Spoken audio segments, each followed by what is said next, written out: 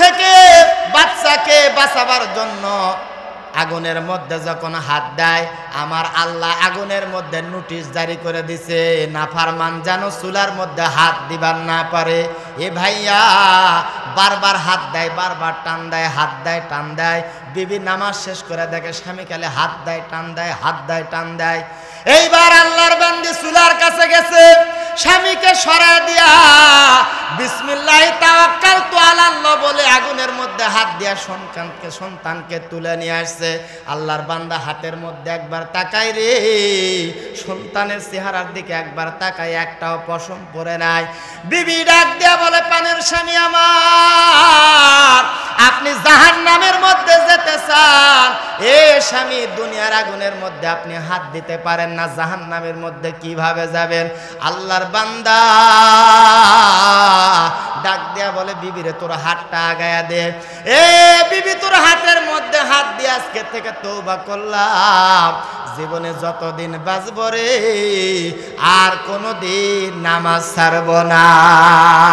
সম্মানিত মায়ের এলাকার বোনেরা, এ মা কেন পর্দা করবেন না? কেন আপনি বুরকাটা গায়ে দিবেন না? মা কেন আপনি পর্দা নামক এই ফরজ বিধানকে বৃদ্ধাঙ্গুলি দেখাবেন? মা গো, আল্লাহ নবী দরবারের মধ্যে বসে আছেন।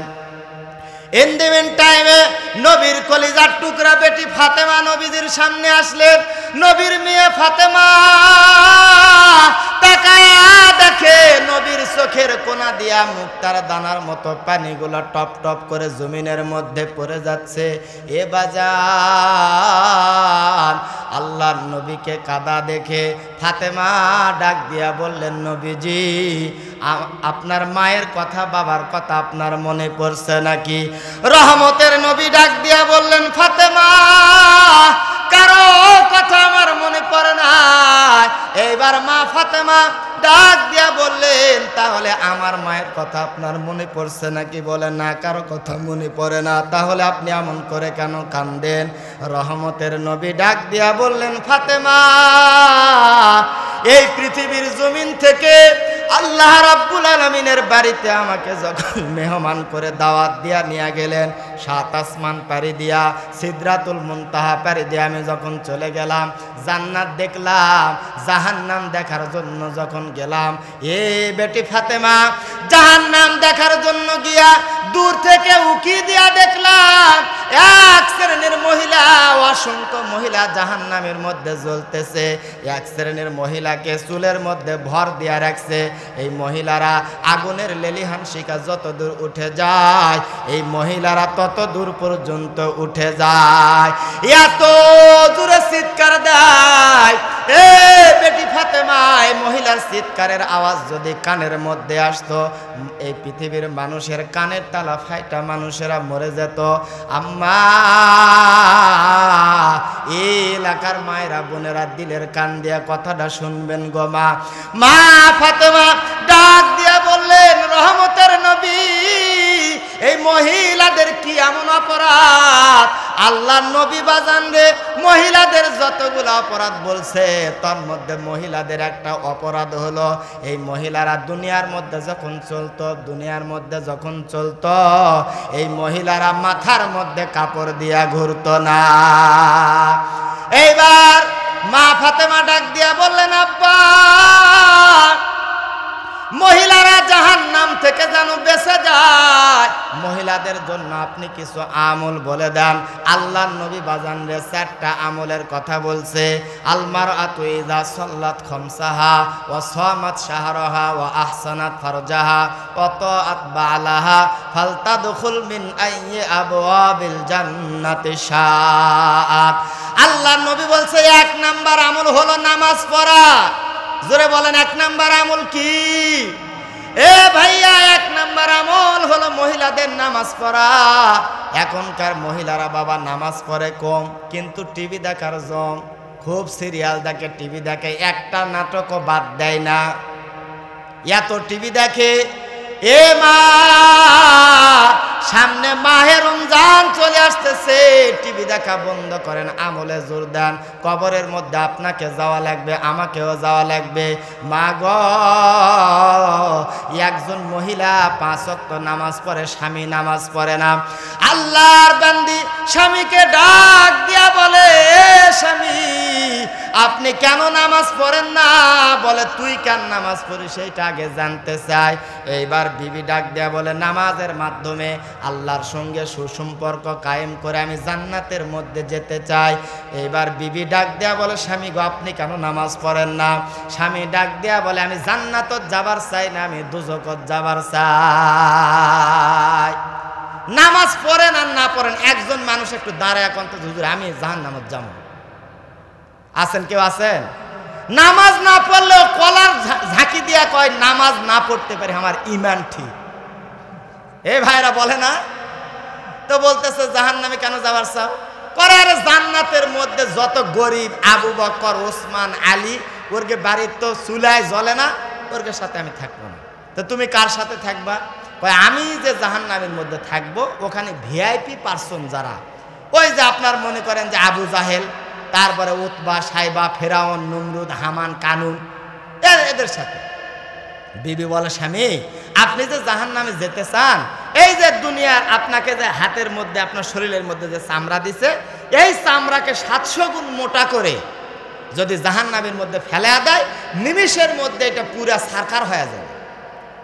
স্বামী কয় তোর অত শোনা লাগবে না, তুই যা, তুই নামাজ পড়। ও বাজারে চলে গেছে, বাজারে যা আপনার ওই মোনাজাত ধরে বসে আছে। মোনাজাত বুঝেন না বাবা? হ্যাঁ বুঝেন নাই? হুজুর মসজিদে ওয়াজ দিছে, ভাইরা এই যে রমজান আসতেছে, রমজান আসলে কিন্তু আপনাদেরকে সাইজ করবে। এক পাগলা বুঝেনি রমজান কি, ও বাড়ির যার ছোটো ব্যাগ করতে আর লাঠিলিয়া ও গেছে হলো ওই মোড়ের 3 মাথার মোড়ের 3 মাথার মোড়ের যা বাজারের থেকে বিকালে যেই লোক আসতেছে ওকে জিজ্ঞাসা করতে, তোর নাম কি? কয় যে আমার নাম সলিমদ্দি। কয় যা। তোর নাম কি? কয় আমার নাম আবু বক্কর। কয় যা। এক লোকের তকদির আসলে খারাপ, ওর নাম হলো রমজান, ওকে জিজ্ঞাসা করতে তোর নাম কি? কয় আমার নাম রমজান। 2 ভাই ওই যে পিটা শুরু করছে বাবা, পিটা ওকে একটা রাস্তা ছুঁয়ে ফেলে দিছে। লোকটা কিছুক্ষণ পরে বলতেছে, ভাই কি অপরাধে আমাকে মারলি না না কত? তখন এই যুবক বলতেছে, শোন হুজুর শুক্রবারে কসলো যে রমজান তো তোর সাইজ করবে, তোমাকে সাইজ করবে, তুই সাইজ করার আগে তোকে আগে সাইজ করে দিছি, যা বাড়ি চলো যা। মোনাজাত ধরে বসে আছে, মনে হচ্ছে কি যে দুঃখ, কি যে বেদনা, কি যন্ত্রণা। বাড়িতে মনে হয় বউ পিঠেই নাকি, ওই বাজারে যেভাবে বসে আছে। 16, 18, 20 পাস, তাও করছে 80। বুঝেন নাই? মোনাজাত ধরে বসে আছে। শয়তান যা করছে, এই পাগলা তোর বাড়ির খবর রাখিস, কি হয় বাড়ির? কই কি হয়েছে? কই আরে পাগলা তোর বেটা আগুনত পড়ছে। কই আমার বউ? কই তোর বউ খালি নামাজ পড়ে। ওই তাস খেলা ফেলা দিয়ে দৌড় দিয়ে বাড়িতে আসছে, আসে দেখে ওর বউ নামাজত দাঁড়ায় গেছে আর ওই ছেলেটা আগুনত পড়ছে। আল্লাহর বান্দা বাজান, আগুন থেকে বাচ্চাকে বাঁচাবার জন্য আগুনের মধ্যে যখন হাত দেয়, আমার আল্লাহ আগুনের মধ্যে নোটিশ জারি করে দিছে, নাফরমান যেন চুলার মধ্যে হাত দিবার না পারে। এ ভাইয়া বারবার হাত দেয়, বারবার টান দেয়, হাত দেয় টান দেয়। বিবি নামাজ শেষ করে দেখে স্বামী কালে হাত দেয় টান দেয়, হাত দেয় টান দেয়। এইবার আল্লাহর বান্দি চুলার কাছে গেছে, স্বামীকে সরা দিয়া বিসমিল্লাহি তাওয়াক্কালতু আলাল্লাহ বলে আগুনের মধ্যে হাত দিয়া সন্তানকে তুলে নিয়ে আসছে। আল্লাহর বান্দা হাতের মধ্যে একবার তাকায় রে, সন্তানের চেহারার দিকে একবার তাকায়, একটাও পশম পড়ে নাই। বিবি ডাক দিয়া বলে, পানের স্বামী আমার, আপনি জাহান্নামের মধ্যে যেতে চান? এ স্বামী, দুনিয়ার আগুনের মধ্যে আপনি হাত দিতে পারেন না, জাহান্নামের মধ্যে কিভাবে যাবেন? আল্লাহর বান্দা ডাক দেয়া বলে, বিবিরে তোর হাতটা আগায়া দে। এ বিবি, তোর হাতের মধ্যে হাত দিয়ে আজকে থেকে তওবা করলাম, জীবনে যতদিন বাঁচব রে আর কোনোদিন নামাজ ছাড়ব না। 1 নাম্বার আমল হলো বাবা নামাজ পড়া। 2 নাম্বার আমল আমার নবী বলছে, 2 নাম্বার আমল হলো ওয়াসামাত শাহরাহা। 2 নাম্বার আমল হলো রমজান মাসে রোজা রাখা। তিন নাম্বার আমল হলো ওয়া আহসানাত ফারজাহা, তিন নাম্বার আমল হলো লজ্জাস্থানের হেফাজত করা। বর্তমান সময়ে আমরা দেখতে পাচ্ছি ভাইয়া, যে যত শিক্ষিত মানুষ তার বউ বেটি তত উলঙ্গ। কথা বলে, যে যত শিক্ষিত আর বউ বেটি দেখবেন তত পাতলা পাতলা জামা পরে, মোটা মোটা জামা দেখো আব্বা গরম লাগে, ওরে বাপরে মোটা জামা গাতে গরম লাগে। হুজুরের দিকে তাকে আবার কয় এরাই সিটের দাম বাড়াছে। যে যারে নিন্দে সেই তারা ফিন্দে। মরার সময় কি খালি হুজুরেরা কি কাপনের কাপড় সাদা সাদা লাই, আপনাদের কি দেয়? ল্যাংটা করে মনে হয় কবরের মধ্যে, ওদেরকে ল্যাংটা করে কবরের মধ্যে থুয়ে আসা দরকার। সম্মানিত ভাইরা আমার বন্ধুগণ, লজ্জাস্থানের হেফাজত করা। এ ভাই, আল্লাহর নবী বলছে কোন মানুষ যদি এই দুই ঠোঁটের ফাঁকা জায়গাকে যদি হেফাজত করে, লজ্জাস্থানে এই যে বাজানদের দুই উরুর মাঝখানে যদি হেফাজত করে, নবীজি এইভাবে দুইটা আঙ্গুল দেখাইছে আল্লাহর বান্দারে, আল্লাহর বান্দিরে শোনো, আমার নবী বলছে দুইটা আঙ্গুল যেমন পাশাপাশি, আমি আর ওই বান্দা ওই বান্দি একসঙ্গে পাশাপাশি জান্নাতের মধ্যে থাকব। এক নাম্বার আমল হলো বাজানদের নামাজ পড়া, দুই নাম্বার আমল হলো রমজান মাসে রোজা রাখা, তিন নাম্বার আমল হলো লজ্জাস্থানের হেফাজত করা, চার নাম্বার আমল হলো তাআত বালাহা, স্বামীর খেদমত করা। এখন স্বামীর খেদমত নাই, মনে হয় সব স্বামী বইয়ের খেদমত করে, তারপরেও মন ধরে না বাবা। 20 বছর ধরে গন্ডগোল। কয় বছর ধরে গন্ডগোল? একটা পয়েন্টে গন্ডগোল, সেটা হলো যে স্বামী বইয়ের কথা মতো চলে না। আপনাদের এই সাপমারি এলাকার এই নামা শিকারপুরের নিয়ম কি? ভয়ে কথা করছে না, যদি শুনবার পায় ভেজাল আছে, ভেজাল আছে, বুঝতে পারছি। সম্মানিত ভাইরা, গন্ডগোল একটা পয়েন্টে, সেটা হলো স্বামী বইয়ের কথা মতো চলে না। প্রতিদিন গন্ডগোল, প্রতিদিন। পাশের বাড়ির এক ভাবি এসে করছে যে প্রতিদিন গন্ডগোল করেন, সমস্যা কি? কয় আরে সমস্যা একটা, তোমার ভাই আমার কথা মতো চলে না। মহিলা মানুষ দেখবেন আপনার ভাইয়ের বাড়ির, আপনার বোনের বাড়ির, আপনার বাপ মায়ের কিছু দেওয়ার জন্য যদি আপনি ব্যাগ খোঁজেন, ছোট ছোট ব্যাগ আগে দিবে। আর ওর বাপের বাড়ির কথা যদি কন, মনে হয় যে আসমান সমান একটা ব্যাগ দিলে ওর পেট ভরবে না। ভুল কথা বললাম মনে হয় নাকি? দুনিয়ার সব থেকে ভালো মানুষ ওর বাপ আর ওর মা, আর যত খারাপ স্বামীর বাপ মা। দুনিয়ার সব থেকে ভালো মানুষ হলো ওর দুলা ভাই, একমাত্র খালি ওর বোনও কি খালি শান্তির থুছে। দুনিয়ার সব ভালো ওর ভাই আর ওর বোন, আর যত খারাপ স্বামীর ভাই আর বোন। একটা পয়েন্টে গন্ডগোল তো করছে। আমার কাছে একটা হুজুর আছে, এই হুজুরের কাছে যদি আপনি যান, এমন পানি পড়া দিবে বাবা, আপনার স্বামী আপনার আঁচল ধরে ঘুর করে দৌড়াবে, পিছনে হেঁটার কোনো সুযোগ নাই। এই মহিলা করছে ওই হুজুরকে তো আমি খুঁজিচ্ছি। তো হুজুরের ঠিকানা দিছে, গেছে। হুজুর করছে বাবা 10,000 টাকা লাগবে, কিন্তু বলতে হুজুর কাজ হবে তো? কাজ না হলে 20,000 টাকা দেবো। কয় তাহলে ঠিক আছে। কয় যান আপনি নিঃশ্বাস বন্ধ করে এই পুকুর থেকে 1 বোতল পানি নিয়ে আসেন। মহিলা গেছে পানি নেওয়ার জন্য, পানি নিয়ে আসছে।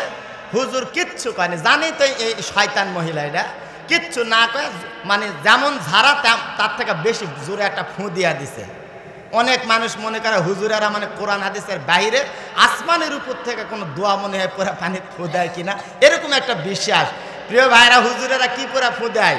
সূরা ফাতিহা, সূরা ইখলাস, আয়াতুল কুরসি, এইগুলা পরেই ফু দেয়। আল্লাহর নবী বলছে এই সূরা ফাতিহাকে বলছে মা হুয়া শিফা। সূরা ফাতিহা হলো সকল রোগের ঔষধ। সুবহানাল্লাহ বলেন। এই মহিলাটা পানির বোতল নিয়ে বলতেছে হুজুর আমল কন। হুজুর এবার করছে আমল কিন্তু খুব কঠিন বাবা। করতে হোক কঠিন, তাওয়া কর্ম, আপনি কন। তো করছে যে আপনার বাচ্চা কয়টা? বলে 3 পিস। কয় 20 বছর ধরে গন্ডগোল, তাহলে হলো কখন এই 3টা আবার? তো যাক, যা আবার হচ্ছে শোনেন, আমল শোনেন। আমল হলো আপনার স্বামী বাড়ির থেকে যখন বাইরে যাবে, আবার যখন আসবে, আপনি যখন দেখতে পাবেন এই বোতলের শিপিটা মুখিটা খুলে পানি মুখত যতরি ধরে এতরি লিয়া হাফ করে বসে থাকবেন। 1 ফোঁটা পানি যদি ভিতরে যায় আপনার পুরা শরীর একবারে বসন্ত উঠে 2-3 দিনের মধ্যে ইন্নালিল্লাহ। আবার যদি 1 ফোঁটা পানি বাহিরে পড়ে তাও ইন্নালিল্লাহ। মহিলা চিন্তা করে এত কঠিন আমল তাও করবে কিসের জন্য? স্বামী জানোর কথা মতো চলে। আর তিবরুল মাসবুক কিতাবের মধ্যে একটা ওয়াকে আছে, বাদশার নাম হলো খুশনু পারভেজ আর ওর বিবির নাম হলো রানী শিরিন। দুইজনে বসে থেকে গল্প করতেছে। এক জেলে বেটা মাছ নিয়ে ওই রাস্তা দিয়ে যাচ্ছে, মাছটাও খুব সুন্দর ঢকালা মাছ। বাদশাহ আবার মাছ খাওয়া খুব পছন্দ করে। তো বলতেছে, এই জেলে বেটা মাছটা কি আমাকে দেওয়া যায় না? বলে, জাহাপনা আপনি খাবার চাইছেন, না দিয়ে পারি খান। তো বাদশাহ আবার করছে কি, আপনার ওই 200 দিরহাম ও খাদিয়া দিছে। বিবি একবারে ফুলাবো, কিরে এই মাছের দাম 200 দিরহাম কিভাবে হয়? তো তাকায় দেখে বিবির মন খারাপ। বলতেছে, বিবি মন খারাপ কেন? বলে, জাহাপনা এটা একটা কাজ করলেন, আপনি 200 দিরহাম দিলেন, তো কি করা যায়? করছে যে এমন একটা বুদ্ধি আপনাকে দমু, মাছও ফ্রি খামো, টাকাও এই জেলার থেকে আমি আদায় করে নেবো। বলে, কি বুদ্ধি? বলো, আপনি ডাকেন। ডাকা আপনি প্রশ্ন করবেন যে মাছ যে দিছে, আপনি কবেন যে মাছ কি? যদি কয় মহিলা মাছ, আপনি কবেন যে আমি ছেলে মাছ খামো। আর যদি কয় ছেলে মাছ, আপনি কবেন আমি মহিলা মাছ খামো। জেলা বেটা আবার খুব চালাক। এই বেচারা আসছে, আসার পরে বলতে, জাহাপনা বলেন। তো বলতেছে, মাছ যেটা দিছ এই মাছটা কি মাছ?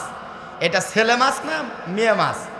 তো বলতেছে, জাহাপনা আপনি কি বললেন? এটা একটা কথা বারে, এই ছেলে মাছ আর মেয়ে মাছ আপনাকে দিয়ে আমি ঠকাবার পারি? এটা এমন একটা মাছ দিছি, এই মাছটা ছেলেও না মেয়েও না। বলেন তো কি মাছ ভাইয়া? বাদশাহ চিন্তা করে, হাই রে বুদ্ধি, উজির আরো 200 দিরহাম লাগা। হলো কত বাবা? 400 দিরহাম বড় একটা টোপলা বান্ধা মাথাত করে লিয়া এই বেটা খুশিতে যাচ্ছে। ঝাঁকি লাগা আপনার এই টোপলার থেকে একটা দিরহাম মাটির মধ্যে পড়ছে। উঠে আনিয়া মুখের মধ্যে একটা চুমা দিছে। রানী শিরিন চিন্তা করতেছে, এইবার আরেকটা পয়েন্ট পাইছি। বলে, কি পয়েন্ট? বলে, জাহাপনা দেখেন এই গরিব মানুষ মাছ বিক্রি করে খায়, 400 দিরহামের মর্ম একে বুঝে, আপনি অল্প করে দিয়ে বাকিগুলা নেন। দেখেন না কত ছোট লোক, একটা দিরহাম মাটির পড়ছে আবার তুলে চুমা খাচ্ছে। তো রাজাও চিন্তা করলেন, ঠিকই আছে, বেটা এদিকে আসছে। আসার পরে বলতেছে যে, এই তুমি গরিব মানুষ বাবা, এত টাকা তুমি থোয়ার জায়গা নেই, মর্ম বুঝবে না, দিয়ে যাও। তো বলতে, জাহাপনা আপনি বলেন কি সমস্যা কি? বলে, আরে তুমি ছোট লোক, ওই যে একটা দিরহাম তুমি চুমা খাচ্ছ, তুমি মর্ম বোঝো না। এইবার আল্লাহর বান্দা ডাক দেয়া বলে, জাহাপনা 400 দিরহামটা টুপলা বান্দা মাথার মধ্যে করে যখন নিয়ে যাচ্ছিলাম, একটা দিরহাম মাটির মধ্যে পড়লো। জাহাপনা টাকা দেখে ওই দিরহামের উপরে আপনার ছবি দেখা যায়। ও জাহাপনা, আপনার ছবিওয়ালা টাকা মাটির মধ্যে পড়ে থাকবে কেমন লাগে? উঠে আনি একটা চুমা দিছি। এইবার টাকাটা পাল্টা দেখি ওই পারে রানী মায়ের ছবি দেখা যায়। তাহলে আপনাকে চুমা দিলাম, রানী মায়ক না দিলে কেমন হয়? এইবার দ্বিতীয় চুমাটা রানী মায়ের জন্য টাকার উপরে দিছি। বাদশা ডাক দিয়া কয়, হুজির আরো 200 দিরহাম লাগা।